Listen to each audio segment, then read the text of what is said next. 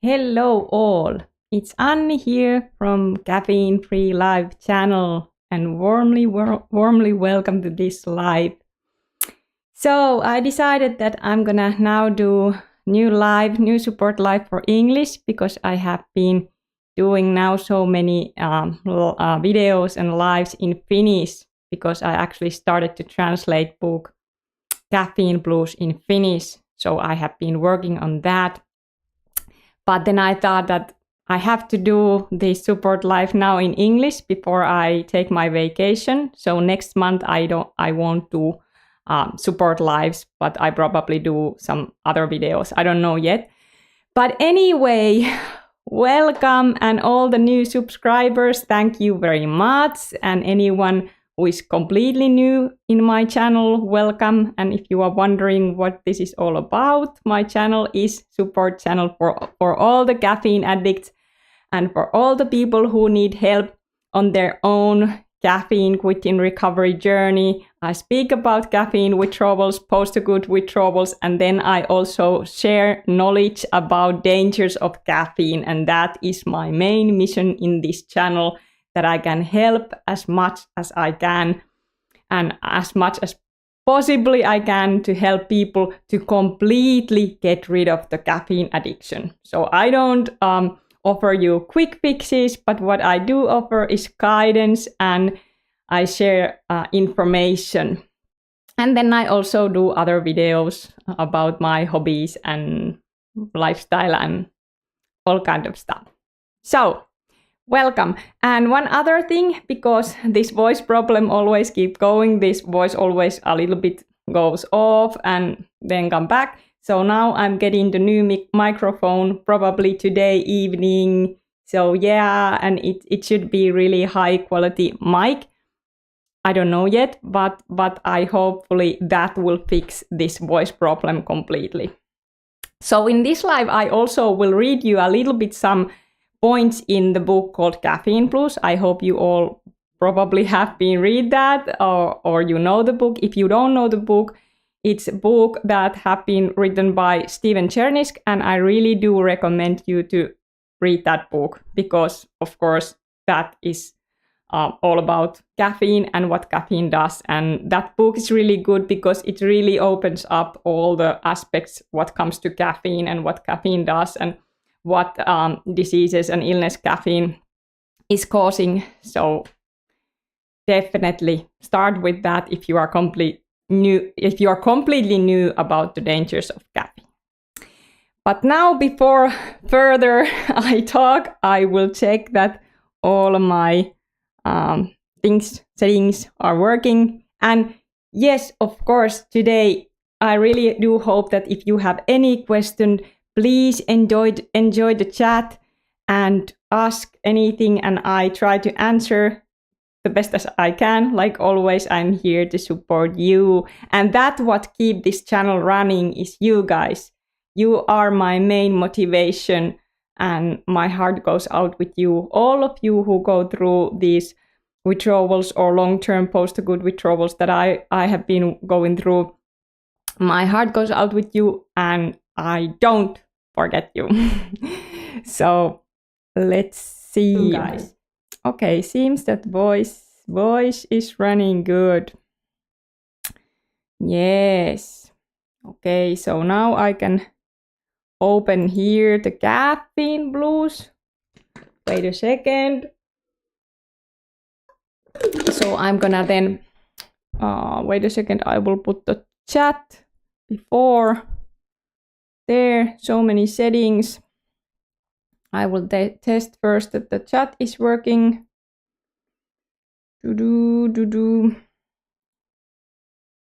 Yes, it's working.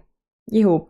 So okay, so I will read you because it always takes a little bit time if some people come here, and of course I'm happy whenever you watch these. You can watch these my lives whenever you have time.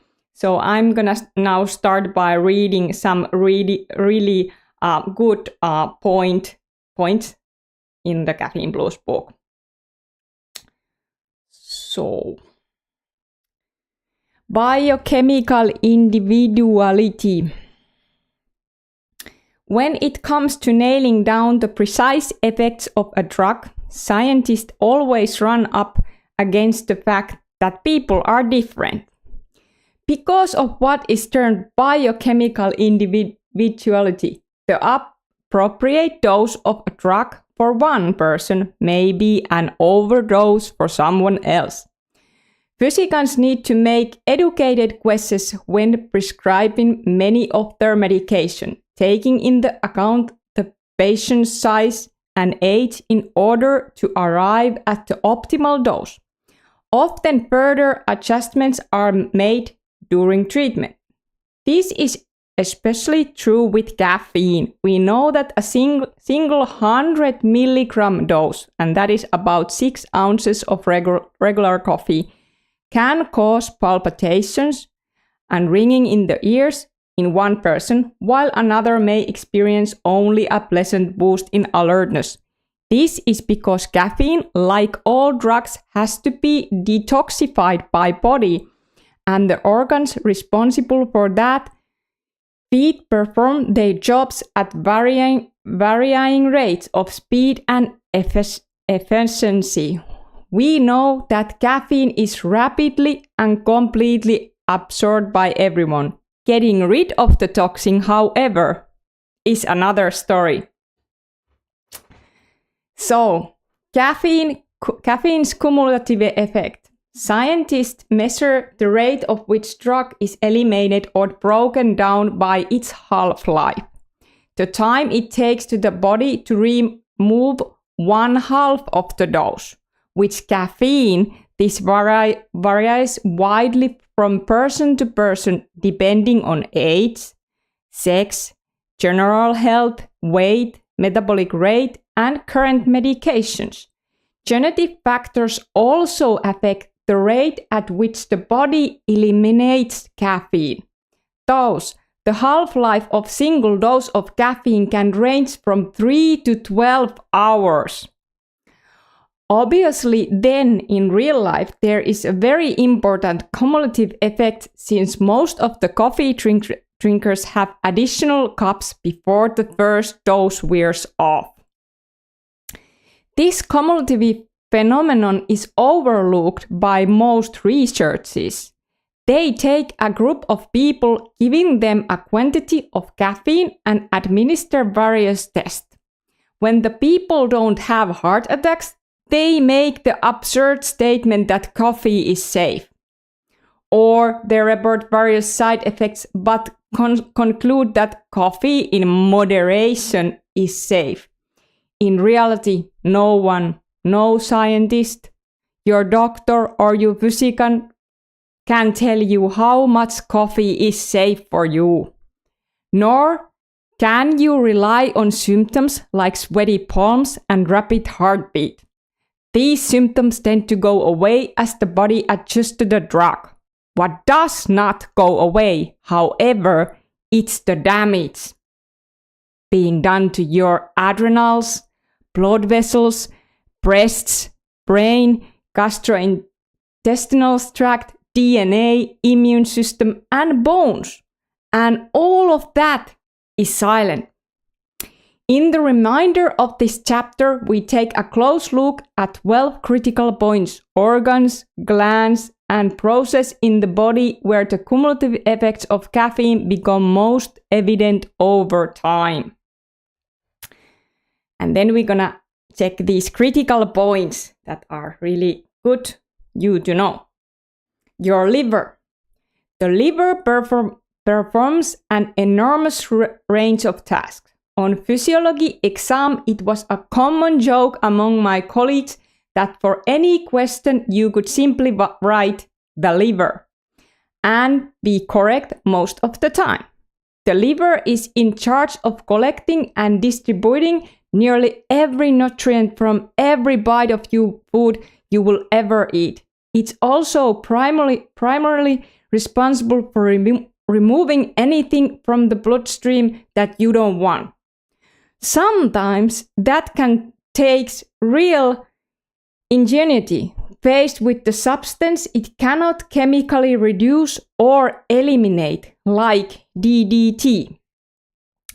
The liver breaks up the dangerous material into tiny fragments and distributes it to remote areas of the body in order to decrease the concentration of the poison in any one site. Fortunately, the caffeine we consume is also distributed throughout the body, and unlike DDT, the liver does have the machinery to break it down. When we drink a cup of coffee, however, an enormous amount of the toxin is dumped in the bloodstream all at once. Caffeine is rapidly absorbed by every organ and tissue in the body, and it diffuses in the body fluids including saliva, semen, breast milk, and amniotic fluid. Caffeine goes everywhere and easily crosses the blood-brain barrier. Only then does the liver begin the task of reducing this troublesome toxin, and it's not easy.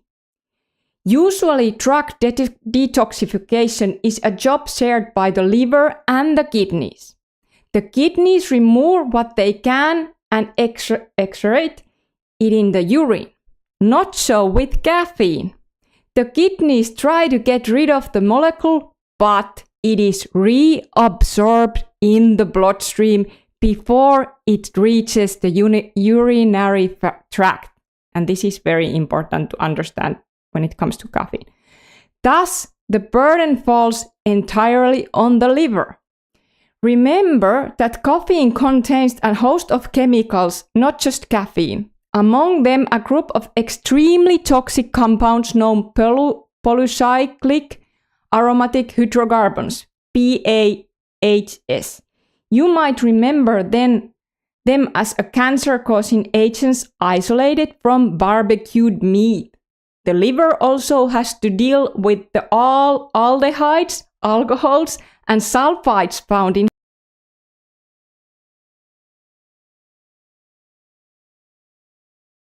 byproducts or metabolites, the primary ones being paraxanthin, theobromine, and theophylline. Interestingly, each of these metabolites has its own biochemistry and effects of the body. And why I read this and why this is so critical information is that many caffeine users doesn't know that these byproducts of caffeine are restored our body, our tissues with time. So the more you use, the more you restore the poisons. And that is something that many people doesn't know. It takes time before the body detox all those caffeine toxins. And if you have been heavy user long time, the detox can take time. A deadly duo, caffeine and your medicine cabinet. At any one time, more than 36% of American adults are using some prescription or OTC, over-the-counter medication. Among the elderly, that presence is much higher. Hundreds of these drugs contain caffeine, but more important, many of them, like birth control pills and cimetidine brands of name Tagament, interfere with the liver's ability to detoxify the chemicals found in coffee. Common antibiotics such as ciprofloxacin, brand name Cipro, also inhibit the detoxification of caffeine. And researchers warn that ingestion of caffeine while taking such drugs can increase risk for liver disease, cardiac arrhythmias, and even epilepsy. Other pharmaceutical drugs have been shown to increase blood levels of caffeine by more than 600%. Later in this chapter, you will learn just how dangerous and damaging this can be to the body. In turn, coffee can drastically affect the metabolism, blood level, and detoxification of pharmaceutical drugs, including a laundry list of commonly consumed medication. When your doctor prescribes a drug for any condition, it is important to ask about possible interactions with caffeine. What's more, even moderate liver disease can remarkably reduce caffeine clearance. Individuals with disorders involving the liver, e.g., alcoholic, cirrhosis, hepatitis, can have elevated blood levels for caffeine for 2 to 6 days from a single cup of coffee.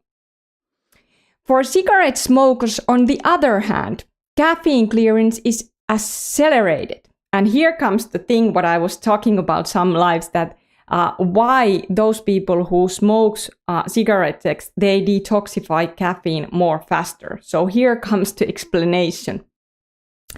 Apparently, in heroic effort to rid the body of the potent carcinogens delivered by tobacco smoke, the liver produces more enzymes capable of detoxifying caffeine. This interaction of powerful toxins has two important results. First, smokers will tend to drink more coffee than non-smokers in an effort to achieve the same levels of stimulation. And second, smokers who drink coffee have the deck stacked against them when they try to quit. That's because without the cigarette stimulation, their caffeine detox system slows down, resulting in enormous increases in blood caffeine levels up to 200%. As you can imagine, this produces severe anxiety, nervousness, irritability, and insomnia. Added to the symptoms of nicotine withdrawal, it is enough to send even highly motivated person running back to Marlboro Country. The take-home message here it is. If you are going to quit smoking, the most positive step you can take to improve your health, it is highly advisable that you decrease your caffeine intake at the same time. In fact, I recommend that you quit caffeine altogether. See chapter 10 of the B. Because studies show that removing caffeine will greatly increase your chance of quitting cigarettes for good. Take a sip of water and then we move on. And sorry about my bad English, by the way, as always. Research capsule: caffeine does not help weight loss. Another false belief that mainstream is always feeding to us. Hey, peace and mercy, welcome. So, there is a popular belief, mostly derived from inclusion of caffeine in the diet, feels that caffeine is aid to weight loss. This notion is debunked in chapter 8. But I mention is here in order to clear up yet another popular myth. Drinking coffee when you quit cigarettes does not help prevent weight gain either. This concept was carefully tested in controlled scientific experiment, and caffeine, even when combined with another stimulant known as epinephrine, provide no benefit. There was no difference in success rate, weight gain, cravings, or withdrawal symptoms between the caffeine and placebo groups. Thank you. It's not excellent, but I try to improve. Maybe it's improving when I'm reading. Let's see. Critical point 2, your adenosine receptors. So here we go, guys. Caffeine, its breakdown products, collectively called metalloxanthins, have a number of effects on the body. First, they disrupt the normal function of adenosine receptors. Biochemical control switches found throughout the brain, kidneys, gastrointestinal tract, cardiovascular system, and respiratory system. Now, stay with me here. This sounds complicated, but it is important, and by the time you finish this page, you'll know more about the biochemistry of coffee than most MDs. And this is really interesting you to remember that there are adenosine receptors so many other places than in the brain. Have you ever inserted that wrong key in the door and found that the key fit just fine, but it wouldn't unlock the door? That's what caffeine does in the adenosine receptor. It fits, but does not perform the adenosine function. Now, imagine that you are standing there and you can't get the wrong key out of the lock. You are thus prevented from entering the room. Likewise, when caffeine blocks an adenosine receptor, an important biochemical message that was supposed to be sent to the cells is not delivered. In the brain, adenosine dampens or slows down the neuron firing. It acts like a fuse box to prevent your circuits from getting overload. When caffeine inactivates this control mechanism, your neuron circuits keep firing and you feel alert. The problem is your circuits keep firing and firing and firing. So that is not a good thing, guys. Critical point 3, the stress response. It doesn't take a genius to see that there might be a downside to all of this neuron activity. In fact, uncontrolled neuron firing creates an emergency situation which triggers the pituitary gland in the brain to secrete ACTH, adrenocorticotropic hormone. ACTH tells the adrenal glands to pump out the stress hormones. The next major side effect of caffeine. A single 2050 milligram of dose of caffeine, the equivalent of about 2.5 6-ounce cup of coffee, has been shown to increase levels of the stress hormones epinephrine, commonly known as adrenaline, by more than 2000%. Caffeine also stimulates the production of norepinephrine, another stress hormones that act directly on the brain and the nervous system. Epinephrine and norepinephrine are responsible for increased heart rate, increased blood pressure, and that emergency feeling. In fact, the emergency is quite real. Caffeine can trigger a classic fight or flight stress reaction with all of the results listed in illustration. Anatomy of the fight or flight response. Let's see the chat before I go on. What say peace and mercy? 14 days without caffeine until this.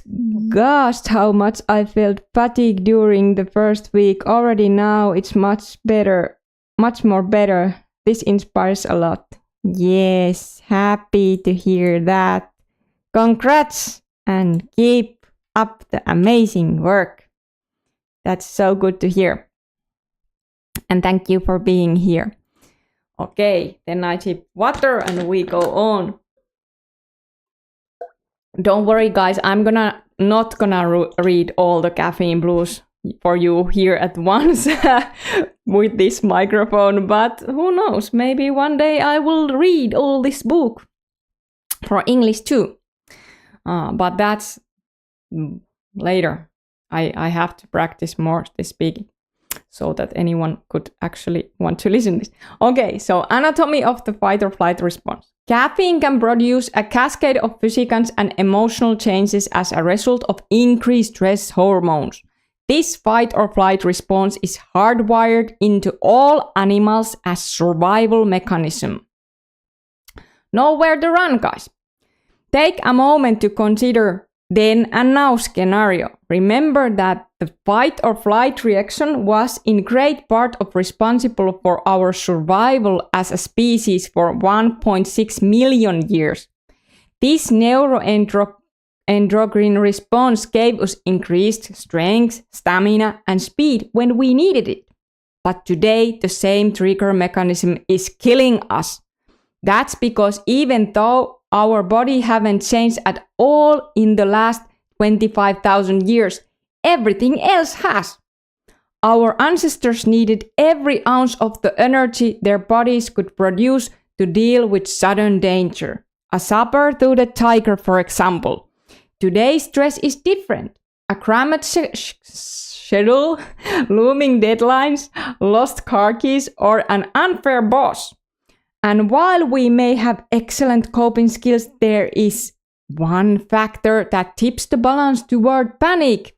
And that is caffeine. It lowers the threshold so that events we would normally handle suddenly become insurmountable. Not only that, you will soon see that caffeine reduces the brain problem-solving ability. As part of the ancient survival response, stress stimulates neuron activity in the primitive part of the brain, known as the limbic system. However, the vast majority of the problems we face today require reason, imagination, and creativity, all functions of the higher brain or cerebrum. And there is the picture. But we go further. But first I will take a chat because chat is running. Okay, Doskit, I've been tapering off caffeine for 9 months. The first 2 months were 24/7 panic attack and absolute terror feeling. Now is nowhere near as bad, but still feel these surges of terror on and off. First of all, Doskit, you are doing really amazing work to being caffeine free. And the second, that is also very, very normal. So my heart goes out with you. But I'm here to reassure you, it gets easier, I promise you, and you will recover. So amazing work. So you have been tapering, that is really, really good. So just keep up this good work and the symptoms will go away with time and they will lessen with time. What peace and mercy say? Yeah, Doskit, I'm sure you will make it. A lot of support from here for you. Yes, it's good because we can support here all each other. Okay, and if you have any questions, you can throw in the chat. I'm happily here to answer if I can. Okay, where were we? Did I already read that? Probably no. So, okay.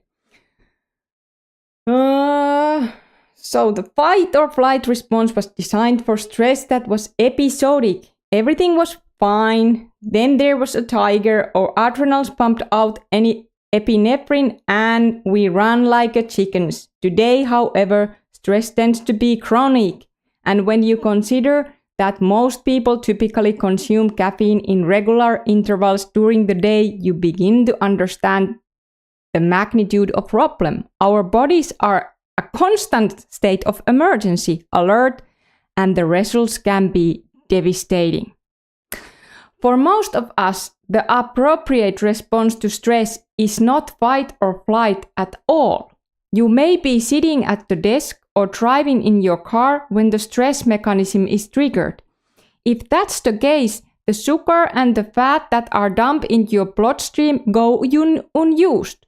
The sugar creates additional metabolic stress and the fat clogs your arteries. Your muscles tense, but to no useful purpose. After all, you can only grip the steering wheel so hard. And since blood flow has been diverted from the gastrointestinal tract, the food you just ate is converted to a fermenting and putrefying mass. So caffeine impairs digestion. What says the peace and mercy? All considering the terror, well, strange dreams showed every night here too. Yes. That's very, very common. I had so many, so strange dreams and so many nightmares in my journey. which I don't have anymore, which I'm so grateful, because I had those night terrors so much, and you know, the fight or flight feeling all the time, being scared anyway.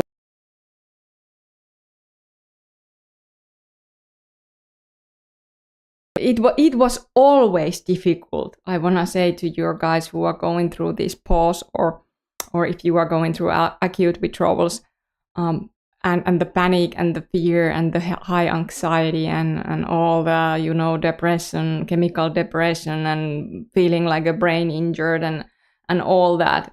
I was there too. I was just like you, thinking and ruminating intrusive thoughts 24/7 in my head, ruminating that is it even possible to me to recover?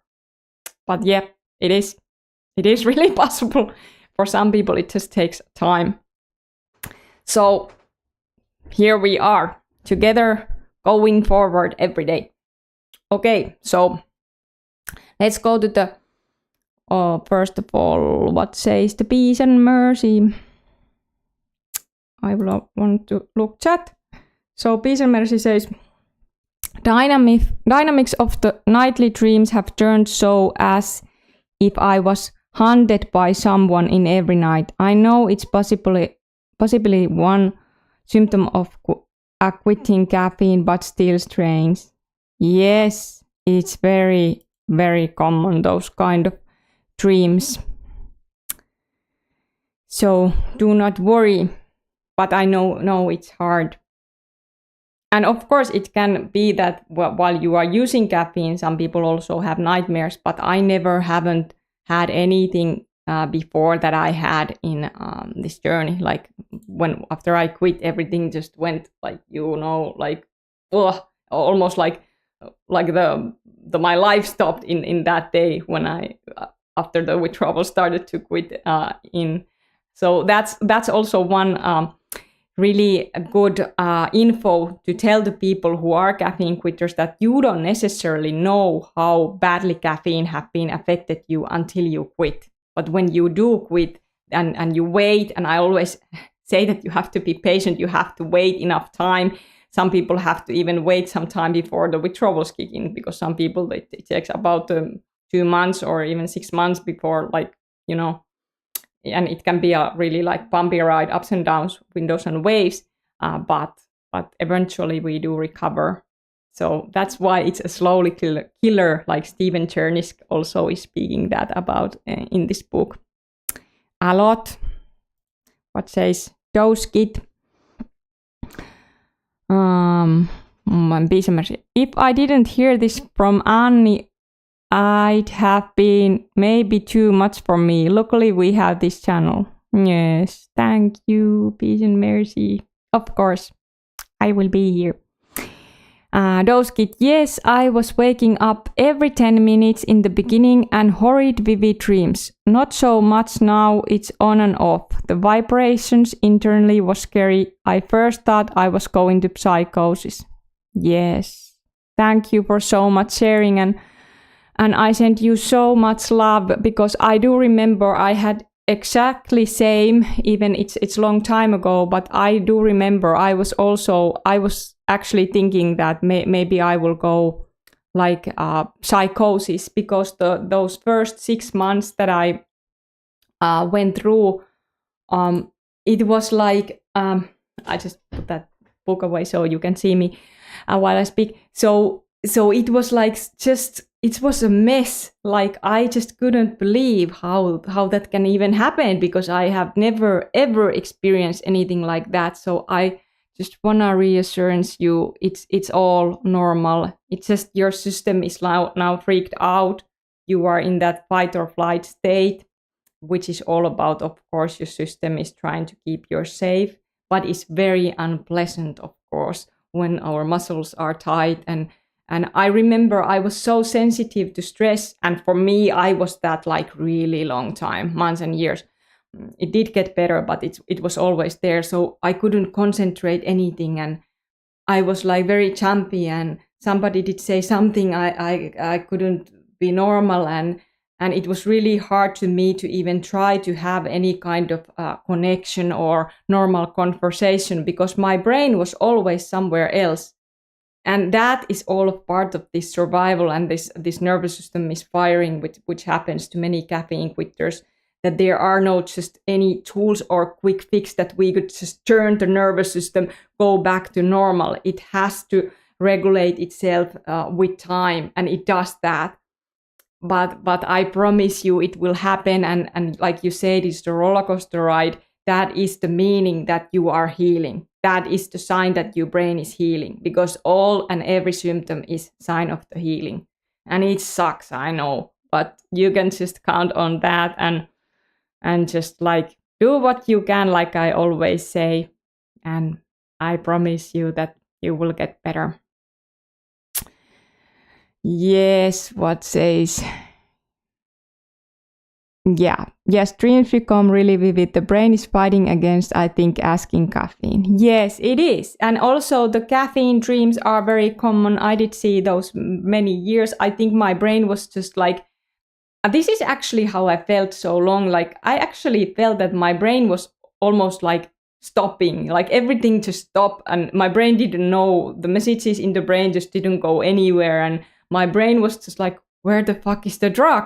Like my dopamine was so slow, like so low. I felt like almost like in the slow motion film, and I do remember how hard it is when everything is hard, like going up in the morning when your your anxiety is high and fight or flight is all over the place, and your vision is blurry, and you have intrusive thoughts 24/7. And of course, this is not for necessarily everyone, thank God, because not everyone have these withdrawal symptoms or pause. But now, of course, I speak for those who have this, so they can have this reassurance and help. So yeah, it was really like first the 6 months, like what was happening, and even after that, I never felt normal. I was always like, it was always something different and always something new happening in the brain. And then I was always thinking that, because I was also doing a little bit those trauma releasing exercise during this journey.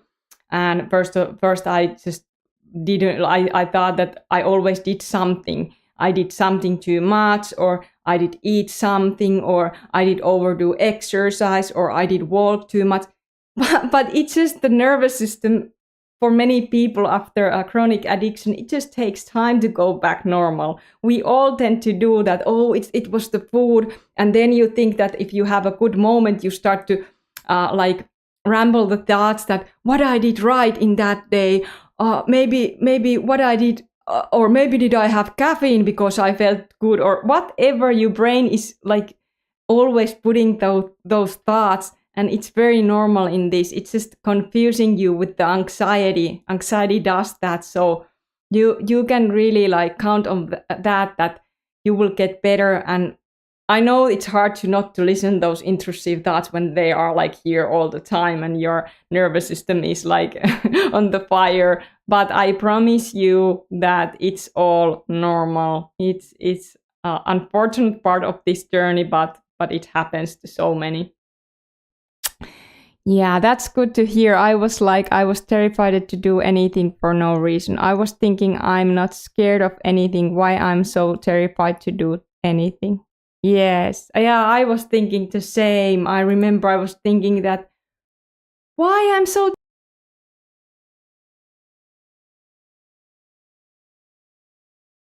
happened. I was like kind of like active, like not any athletic, but I was able to do sport and go there and travel and whatever. I was never scared about doing those normal stuff. And when this happened, this my nervous system injury, the brain injury, reversible injury, whatever you want to call it, when I cold turkeyed and end up this shock state and having this high anxiety, falling off the mountain symptoms, I was suddenly like, I felt like I was trapped in my own body and brain. And before I started to gain this information and hear from other caffeine quitters all over the world, I was really thinking that I must be the only one, that I maybe I did something to cause this brain damage.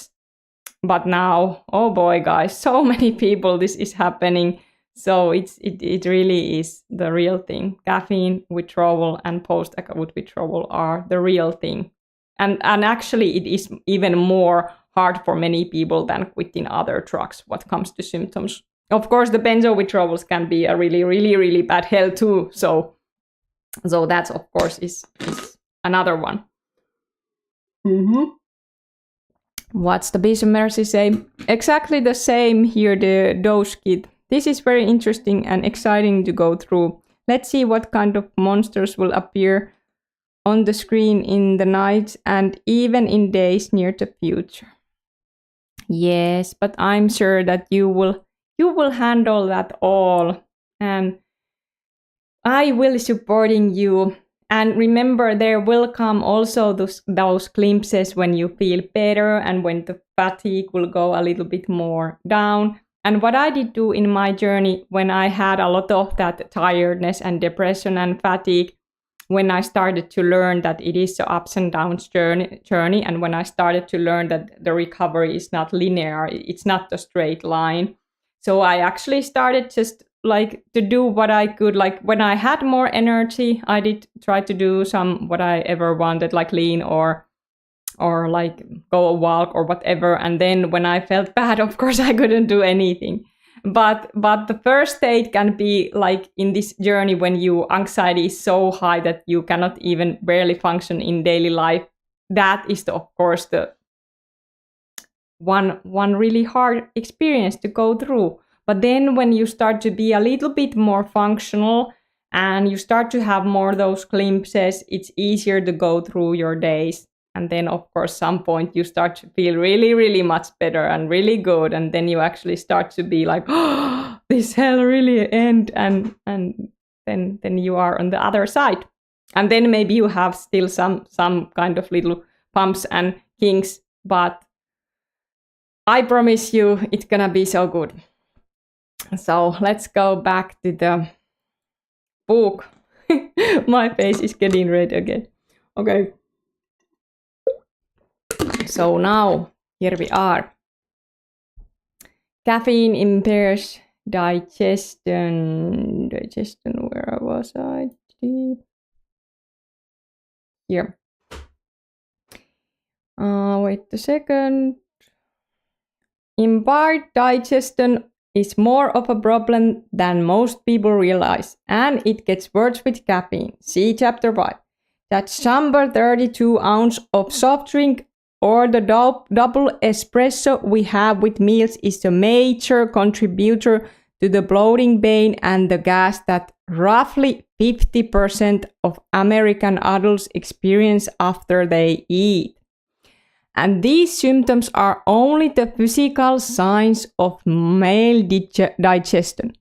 Unseen are the harmful byproducts of fermentation and putrefaction. Some of these byproducts are absorbed back into the bloodstream, and the toxins that stay in the gut increase your risk of gastrointestinal disease. So David Morgan, director of the University of South Florida's Institute on Aging, put stress-induced maldigestion in evolutionary perspective when he states, "There's no reason to digest your breakfast if you are about to become lunch." Under stress, a full series of maintenance and repair activities just stop. Okay, so then we have still a few. I will skip that, but we go to the cortisol, but I will take the chat. Not that. Not Spotify. The chat. Okay, dose kit.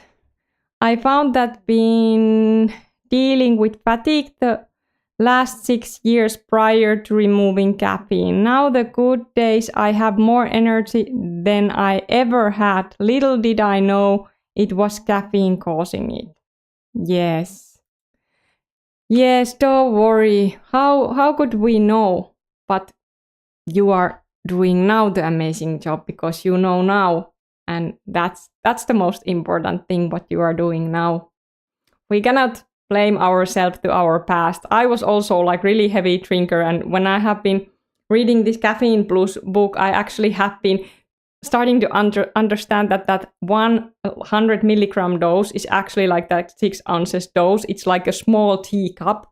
So actually, like Stephen Chernick says in this book, that if you have been having like your one cup of coffee, you can actually, if your cup is big, like in Europe, we have kind of big coffee cups. So my 1 cup could be actually like 300 milligrams of caffeine. And I think that goes with very, very many people. If you get coffee from Starbucks, it's a big coffee, or like wherever, like gas station, those cups are not like tiny teacups with 100 milligram caffeine on that. So actually my caffeine intake, I don't even know, it could be like way higher than I thought, like that 5 cups a day, like I always said, 5 cups a day, more and less, like sometimes more, sometimes less, and plus other caffeine sources. So you can be really out of the blue how much caffeine you are taking. And that is one thing that people doesn't really understand what comes to caffeine, that there are not safe amount when it comes to caffeine. Because one dose, what is not doing so much, maybe effects that are so visible to other people, can be ruining to other people. And that's one thing that I have been also seeing with the quitters, that some people, when they quit, they don't necessarily end up having so much withdrawal symptoms, thank God. Maybe just like depression, fatigue, and tiredness, the common ones, and headaches. But then, for some like me and many others who are following this, and we have been using caffeine like really, really long time, high amounts all our life, the journey can be looking really different. So it's nobody can say. You just have to try it and quit to see how caffeine have been affecting you. And also the other thing that comes many times, that people say, yeah, I quit caffeine and I don't have any withdrawals. Then they say, I only drink like hot chocolate. I'm like, that's caffeine. You haven't quit caffeine. That's not quitting caffeine. Of course, you don't have necessarily the withdrawal symptoms. And yeah, but you know, that's of course, many people doesn't know that chocolate also contains caffeine. So that's what I have to repeat every time. So it's all the teas, chocolate, cacao, guarana, kombucha, coffee, energy drinks, cola drinks, and then there are all the other, like if you are using some kind of like, you just have to check the labels always. That's what I always say. Check the labels, and if you use any medications, which I of course hope that nobody shouldn't have to use those, but you know, there are all kind of people in this journey, so check those medications if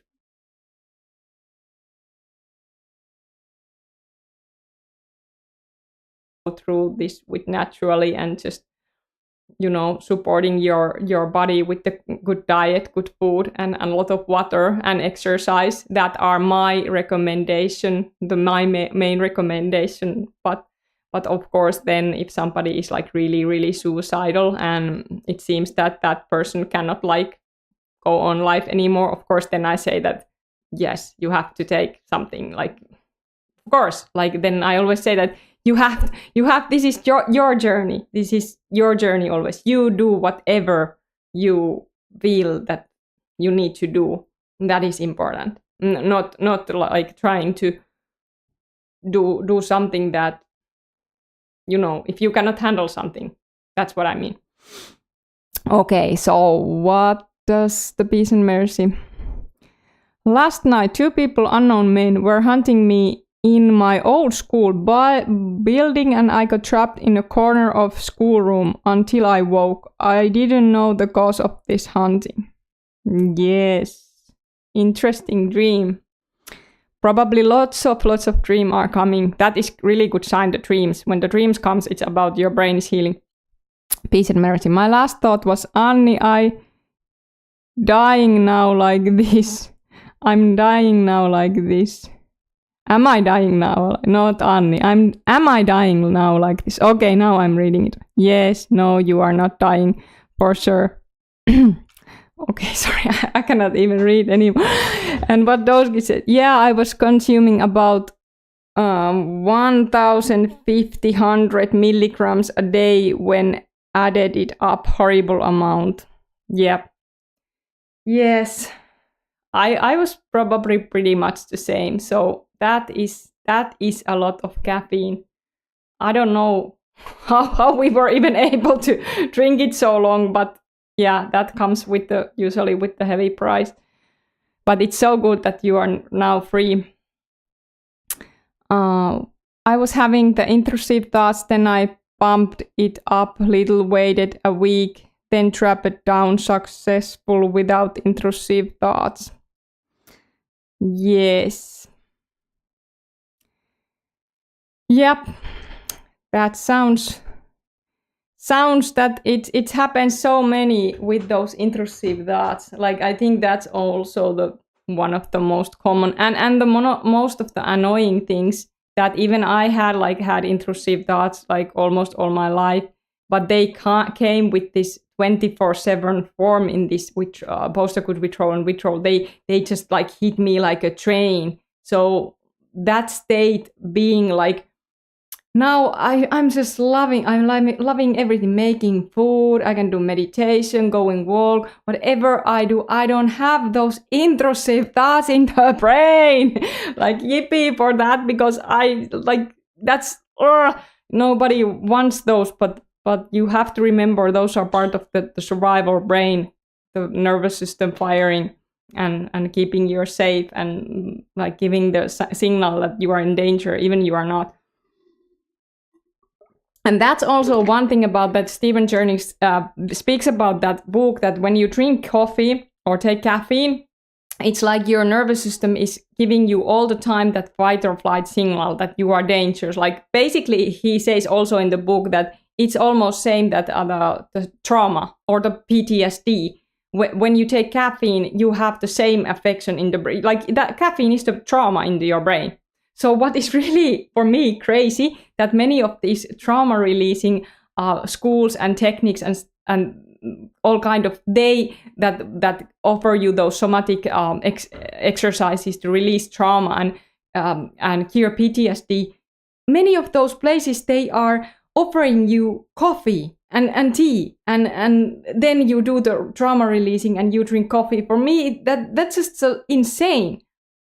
Because even that makes sense that when you start to recover, if you let's say that you do have a PTSD or trauma, all we have some kind of trauma, even we wouldn't have PTSD or anything severe, but every people have some kind of trauma and some kind of restore stuff. So, okay.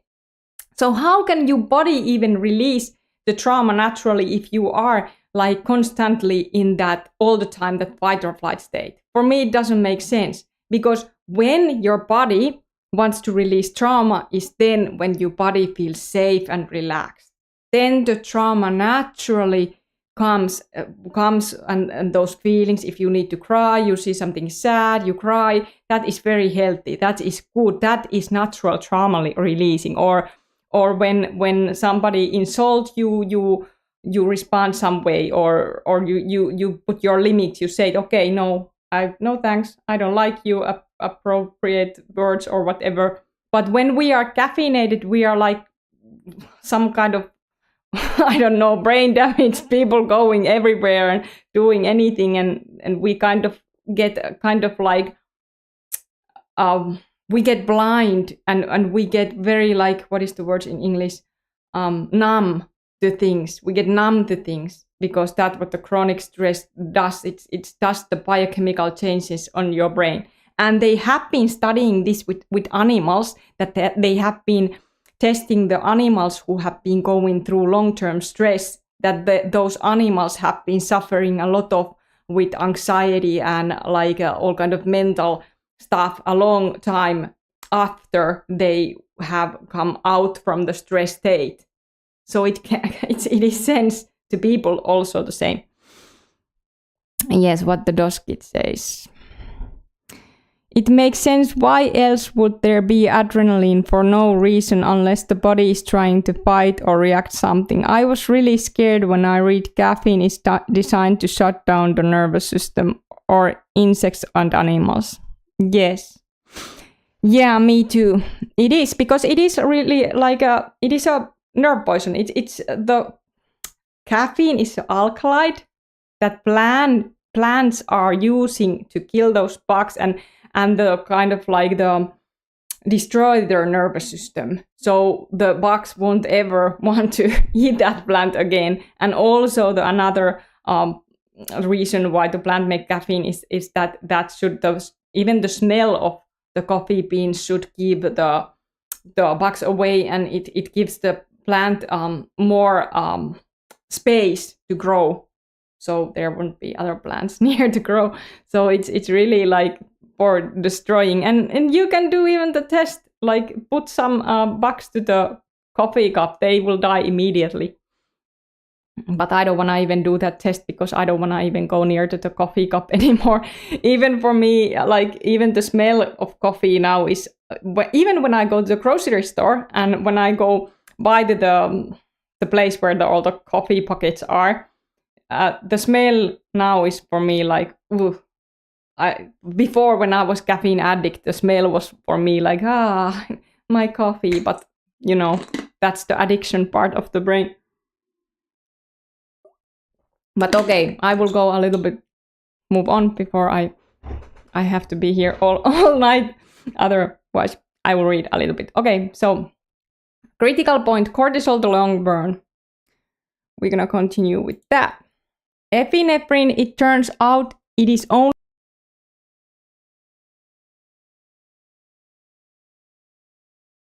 elevated.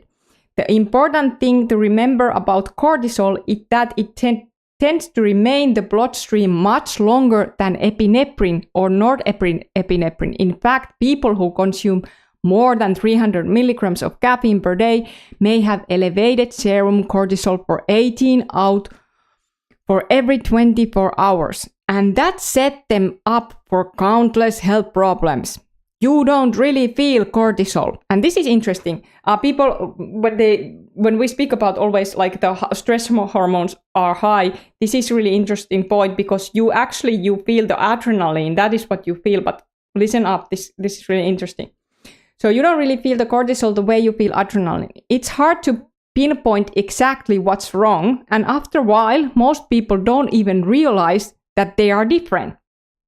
So the quality of their sleep is dismissed, their immune system is adversely affected, age-related deterioration is accelerated, and there is gradual but significant change in the mind, mood, and behavior. As you may know, many of your friends who are drinking caffeine, and they probably think, oh, I'm just this depressed and anxious person, and I have this stupid life and a stupid fiance, and I have this stupid house and stupid job. That can actually be also from the caffeine, but people doesn't realize that because it's caffeine comes slowly and the personality change slowly. So one client who kicked the caffeine habit recently told me, it's as a thought of cloud have been lifted from my body and mind. I had no idea that I was such an angry and frustrated person. That's because cortisol has a powerful effect of personality. So that is one critical point. Okay. Oh, I did miss Christopher. Yes. Thank you, Peace and Mercy, saying, yes, I have... Sorry, Christopher, I dream a lot more of coffee and caffeine. Yes, thank you, Christopher, and hi. And sorry that I did miss your comment. Hope you are still watching this. Yes, that is true. Thank you for you. You have to always like remind me because my brain sometimes it's fucked. I don't always like see all the comments. Yes. Okay, so let's try to go further. I have to take more water. I have been reading so much today. As neurobiologists unravel the mechanism of addiction, it becomes more and more clear that not only is caffeine addictive, but is also encourage other addictions to substance like nicotine. The key factor in this increased interaction appears to be a brain chemical known as dopamine. Dopamine belongs to a class of biochemicals known as neurotransmitters. As the name implies, these remarkable substances produced by the brain and nervous system help control the transmission of information from neuron to neuron. Some neurotransmitters, called excitatory neurotransmitters, speed up this information exchange. Inhibitory neurotransmitters slow neuron firing, like the GABA and serotonin and adenosine. Those are those slowing neurotransmitters. And dopamine and glutamate are those activating. But these biochemicals do not merely control the speed of the brain. They also affect, some would even say, determine our feelings. They are therefore a powerful influence of behavior. Dopamine is associated with feelings of pleasure and elation, and scientists now believe that all addiction involves the ability of substance to raise dopamine levels in the brain. Some substances like amphetamines do this by stimulating the brain to release greater amounts of dopamine, while cocaine and the others block the brain's ability to clear dopamine from nerve endings. Either way, greater amounts of dopamine are available to stimulate receptors sites in the brain, thus producing the drug high. Okay. In May, okay, let's take the chat. I try to keep up the chat. What say the dose kit? Does anyone else notice most of the days the search is for a certain time of day? Yes. Tell people if you are experience the same. For me, I certainly did experience that. That, for example, for me, it was like the morning was like really bad. And then it get a little bit better during the day sometimes. And then evening, usually it came back. And before bed, sometimes I was terrified to get to sleep because I had like so much that irritability and, you know, that constant mind running. So that also is normal. It's very normal that it changes. The duration of anxiety changes during the day. And also that sometimes it can lift a little bit and then it comes back and lift back. So it's like almost like pulsating the anxiety, pulsating movement. Okay, so in my 1997 Time magazine ran a cover story on addiction and it listed caffeine with other addictive drugs. But they only stated that caffeine may trigger release of dopamine. In reality, the evidence for the caffeine-dopamine connection is unquestionable. A decade ago, scientists confirmed the caffeine raises dopamine levels. One study even noted that the mechanism by which this occurs is similar that observed during amphetamine administration. In the last 2 years, no less than 26 scientific studies have described the ways that caffeine interacts with dopamine to alter feelings and behavior. Research shows that caffeine also interacts with the opioid receptors. And this may very well strengthen the addictive quality of the compound. Now, I know what you're thinking. There's no comparison between coffee and opium, cocaine and amphetamines. Those drugs drive people to destructive behavior, while coffee merely produces a sense of stimulation. But that is precisely the point. We know we now know that all of these drugs act along similar biochemical pathways in the same areas of the brain. It turns out that there is a continuum of addiction, and just because one substance is incredibly harmful does not mean that we should ignore other substances that are only moderately harmful. Moreover, it is not just the positive dopamine and adrenal stimulation that coffee drinkers are after. As in all truly addictive behaviors, coffee and cola drinkers need their fix in order to avoid the negative experiences of headaches, fatigue, irritability, and depression. Caffeine in some form is consumed by nearly 2,000 million Americans every day. The harmful effects of this drug are extremely well documented. It's time we all woke up to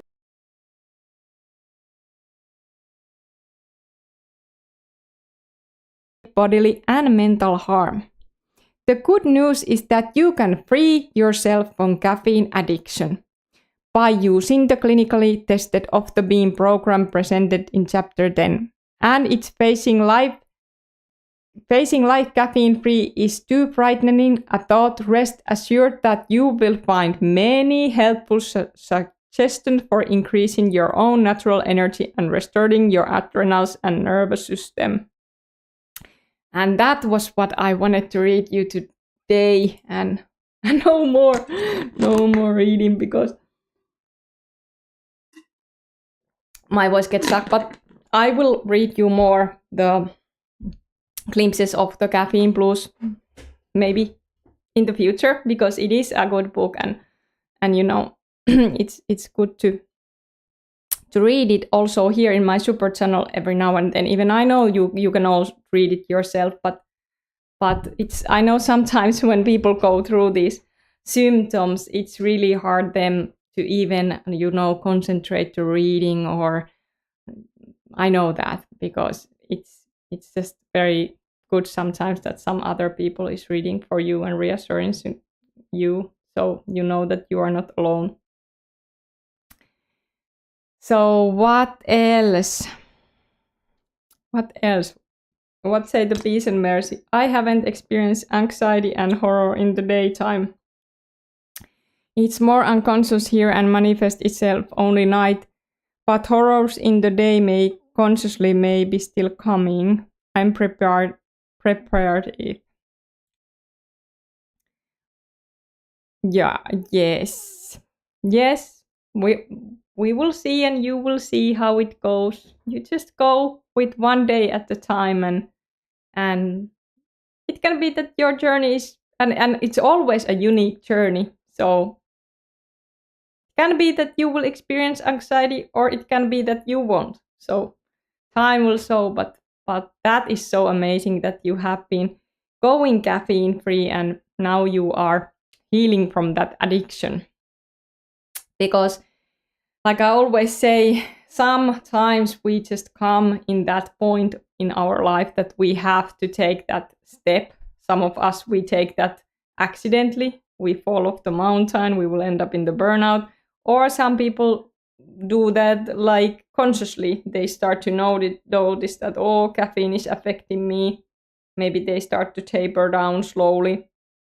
And like I said, it depending how much you have been using, how long, and many other factors, how your nervous system is before you quit. Structure of nervous system, it's a little bit different in each individual. There can be other like genetic factor. We don't know, but what we do know that caffeine is not good for anyone, being a poison. Some people are just, you know, they don't experience the same way, the same symptoms. And like other drugs too, like benzos. Look at the benzo stories. Some people, they don't end up a protracted benzo withdrawal, even they have been using benzos quite some time. And that is really interesting, but then many people do. Me, personally, back in the days when I was on benzos, I didn't end up like protracted benzo withdrawals. But again, I wasn't in benzos long time and not a heavy amount. So maybe it was that, maybe it was because I was young, I don't know. But what I do know, some people do have really, really bad benzo withdrawals.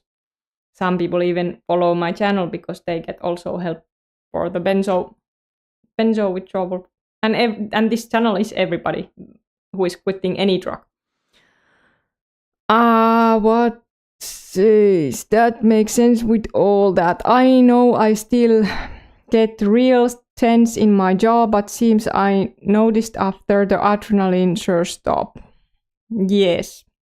Yeah, that is really normal.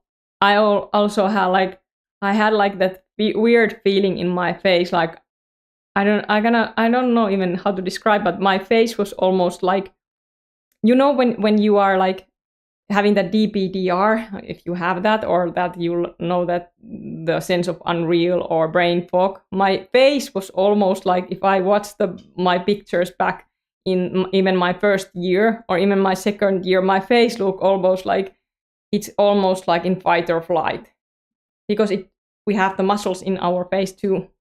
So that is really normal. And also the DPDR brain fog, all the brain fog, DPDR feelings, they will also go away completely. They will go away completely. Your vision will be clear. Everything will be clear. I just want to point that out. Okay, so, but the fact I don't feel anxiety is maybe the result of this profound knowledge Annie has shared to us here.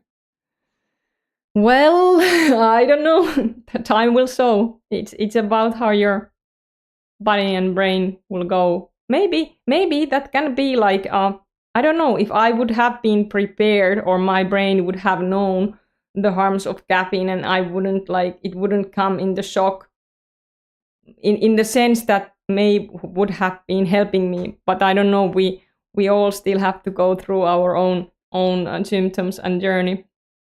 But it's good that this information helps you. Yeah, I had DPDR for a while. Now it's more brain fog in phases. Yeah, it's very normal.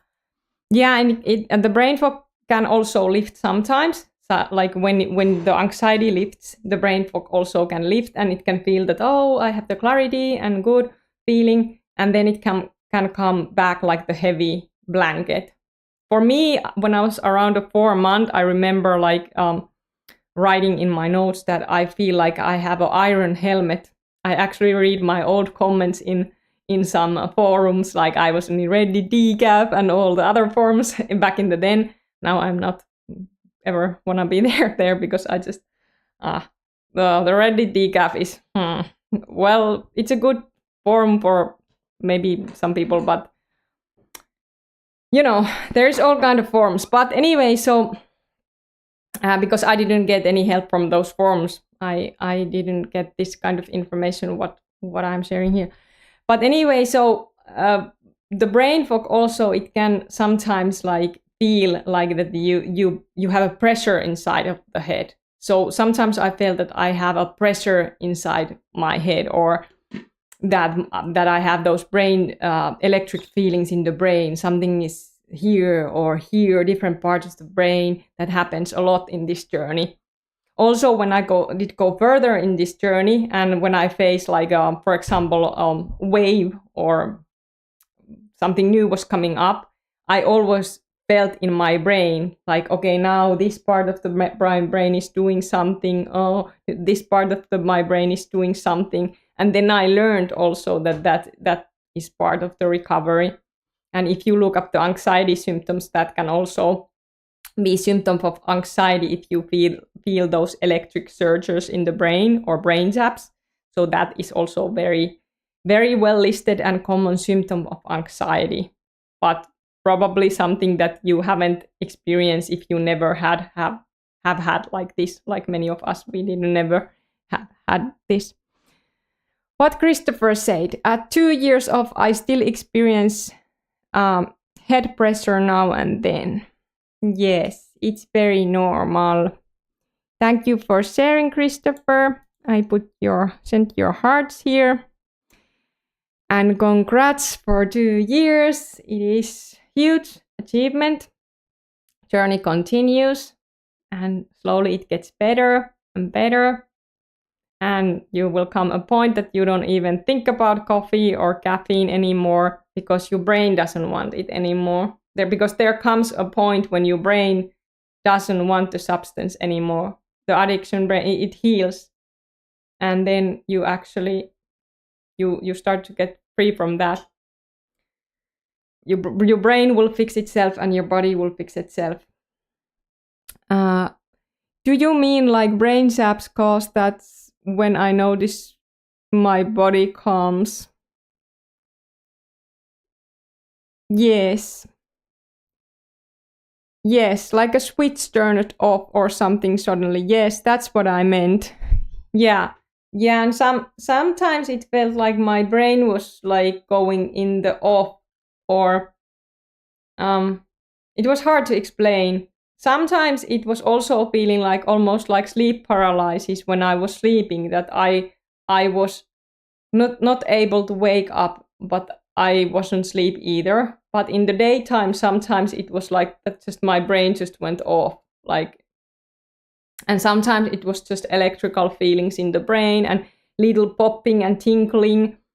And people called me. I remember back in the days when I started to, some years ago, when I started to do this support work more and more. So it was about when I was about year 3, when I was starting to like hear more people's stories and speak with them.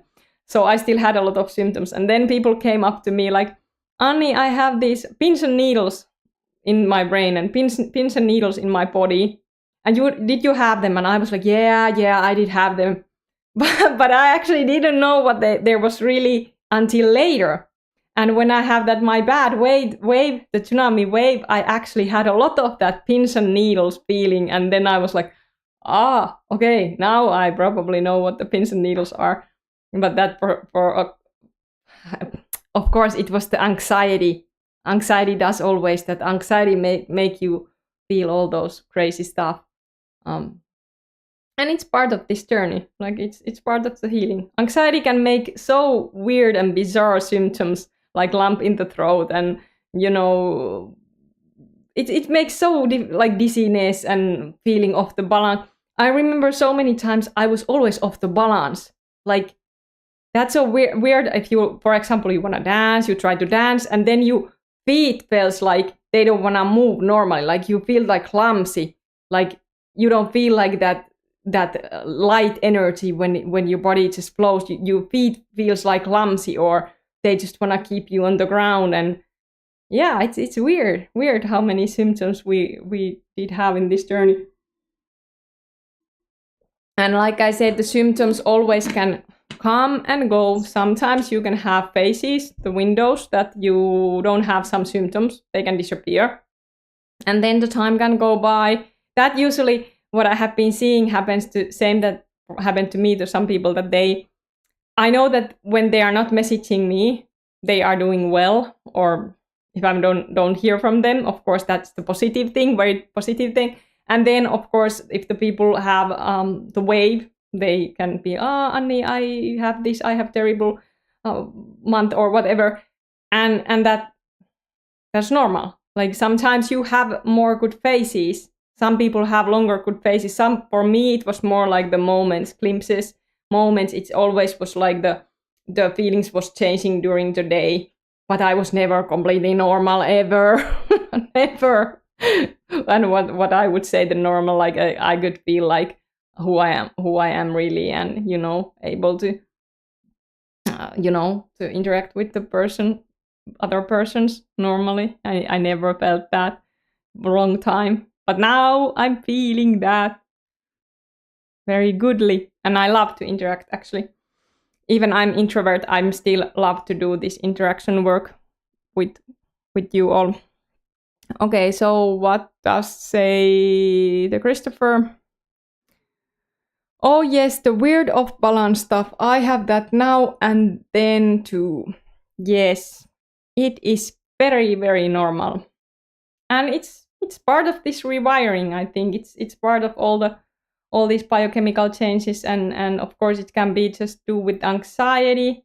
But I really think it's in this caffeine quitting process, it's so many things that is happening, because it's have been affecting all cells in our body, and many of us, we have been adapting. It's not just those, of course it's those neurotransmitters and the levels of neurotransmitters and the receptors and everything, but it's so many things that is trying to go in the balance, and then of course our nervous system.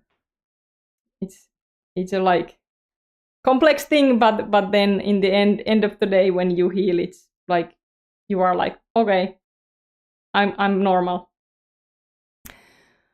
Okay, so they say that happens coming off anxiety meds as well, so it makes sense coming off of caffeine would do that as well. Wobbly legs, yes. Yeah, it sure happens a lot of people with anti-anxiety meds. Yep, indeed.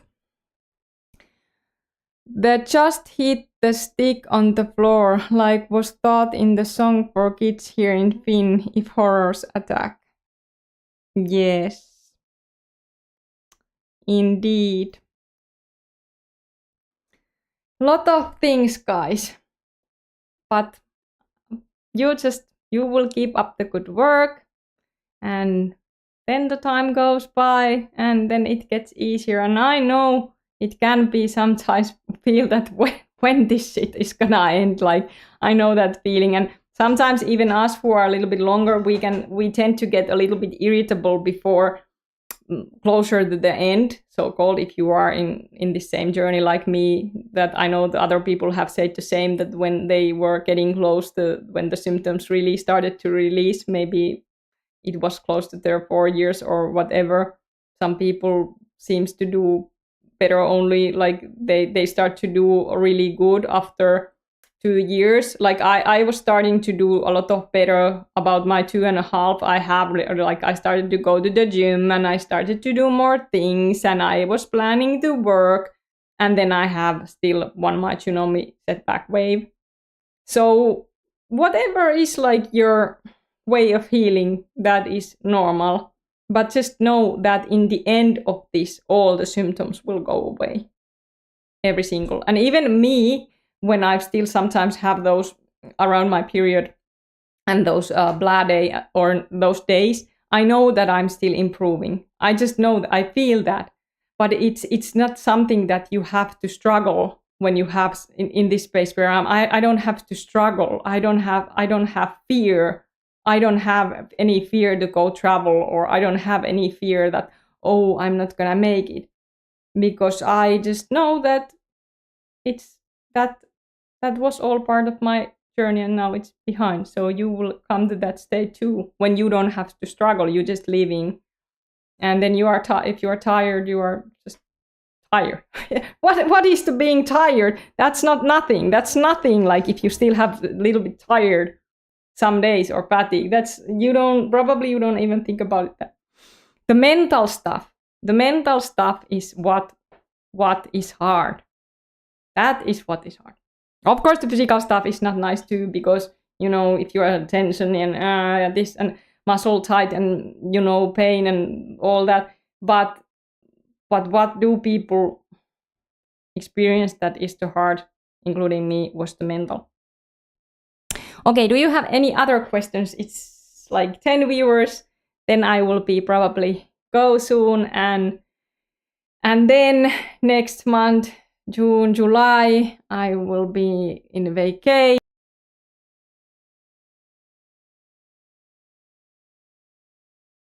And thanks again for sharing your journey. Yep, of course. It's been very good to me too, because I have been able to help you, and I have gained so much information that I'm now trying to also, of course, to bring out in my own language, which is Finnish, which is so much easier to me than English. But, you know, this is now just very, very good pace where I am. And my channel also have been growing, and that's why I'm also now buying a new microphone that I could make more quality sounds for you. because I know that's really important thing in channel, that you have high quality voice. And I haven't had that yet. I always have these shitty mics. What patient say? On one therapist said, where do she notice always when the client is enough healthy? When she or he achieve her courage back in the life. Yes, that is so true. Then you know when you have your courage back in the life and you are able to live your life without that being a struggle. Yes, 100% mental scare is absolute worst for me. No control of your mind. Yes, thank you for sharing that. 100%. That is 100% correct and very well said. That was for me too. Being scared and being scared at not being able to control my brain. And then I was like, my anxiety made me question in so many times in that journey that maybe I'm somehow injured, like maybe my brain just won't go ever back to normal. Or then when you have always that blurriness and brain fog and stuff, you just kind of get to that depression, anhedonia mood that you are just, sometimes I ruminate so much that those thoughts that this not ever going to lift. But then I always had that release a little bit, and then I was having a more hope when I had those release moments that okay, yeah, and it was always like, phew, a little bit more time to breathe.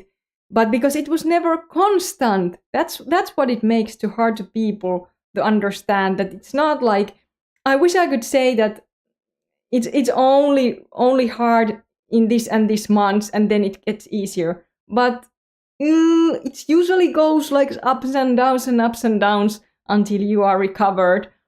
And it, of course, it gets easier when you are near the end. But between that journey where you are not really in the end, it can be just, all kind of feelings comes and goes and symptoms comes and goes, and then you just start to feel yourself again. So thank you for all here, and thanks for Anni. Happy nightly hours in this lovely summertime. Yes, it's hugely lovely summertime. I will probably go fishing, but now I will send you so much love. And what those kids say, yeah, the mind creates health anxiety, that something else is wrong. I'm now at the point I know it's from caffeine. Yes, it's 100% from caffeine. I had so much health anxiety. I tried to fix my diet. I was trying carnivore, keto, all the diets, all the possible diets. Nothing worked for me. My digestion was always fucked because of fight or flight. Now I'm eating still clean. I'm eating meat-based, and I have been adding a dairy. Like I use now butter for cooking. It's okay. I did quit that too in my 2 years because I thought the dairy was causing me. Maybe it was the dairy was making me. No. Now I'm able to tolerate foods, even dairy. Even I don't want to go back to that fully. I just use butter and ghee for cooking, and I like to eat meat-based. It just works for me. It keeps my hunger away. Then I eat berries and some fruits, and sometimes, like I said, I can eat foods. Like I said, I'm okay to have pizza sometimes if I want, or stuff.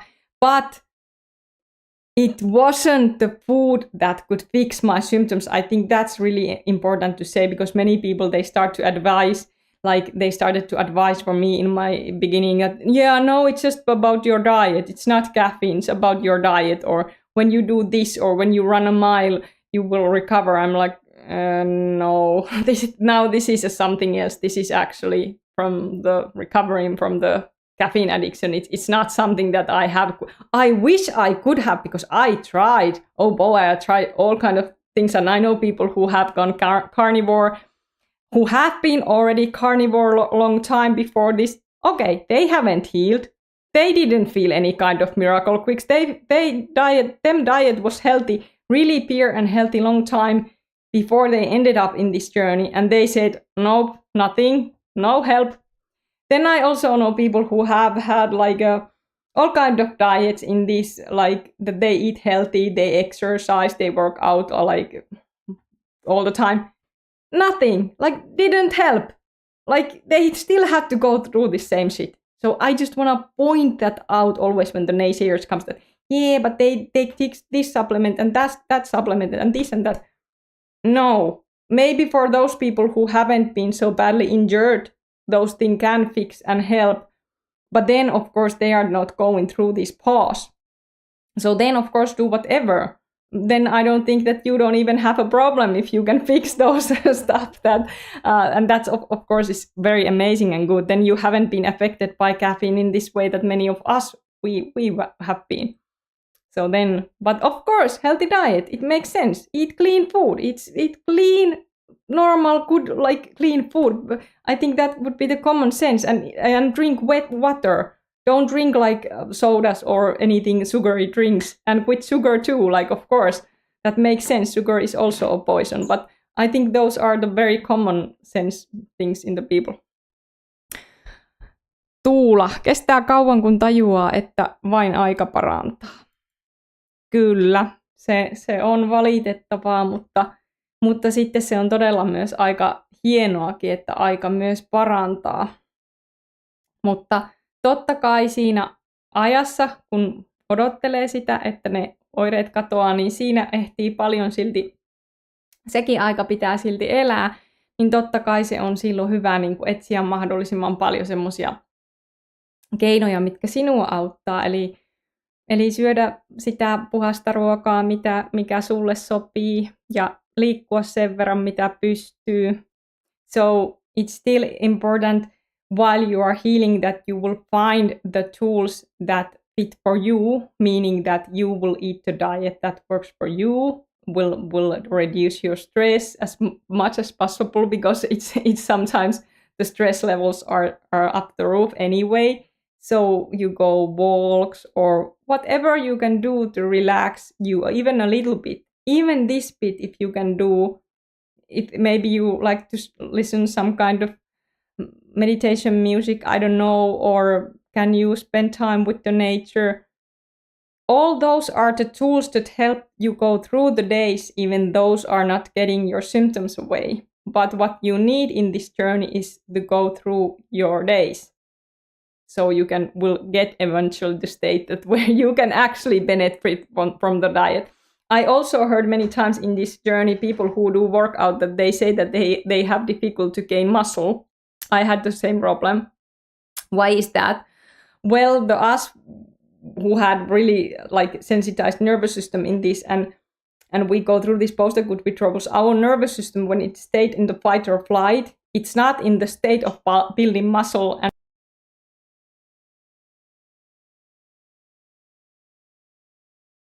able to burn those adrenaline and noradrenaline and those stress hormones, but you are not necessarily like your body is not in that restored phase for a sympathetic nervous system state that you are able to recover and in your recovery and sleep you gain muscle. So if you do experience that, and if you do experience the cortisol belly and the stress belly, that your belly is like gaining fat and your other body is still like very thin, that is very normal. If your other body is thin and you gain cortisol belly, that can be very much due to the stress that you experience because your nervous system is like dysregulated. Ohi, sain Anni 7,6 kilon hauen ja isoja kuhia näillä kirkkailla ja pilkullisimmilla uistimilla. Kokeile. Hyvää kalaonnea. Tee vidi. Okei, no pitää ehkä ostaa kirkkaita ja pilkullisia uistimia. Täytyy kokeilla. Nyt mä oon vaan sillä minnarilla vetänyt. But anyway, I will hope you a good evening. And like I said, I will just keep doing now my Finnish Caffeine Blues book translate videos for a while before I get that book translated. And then after next month, I will be coming back to do your more support lives.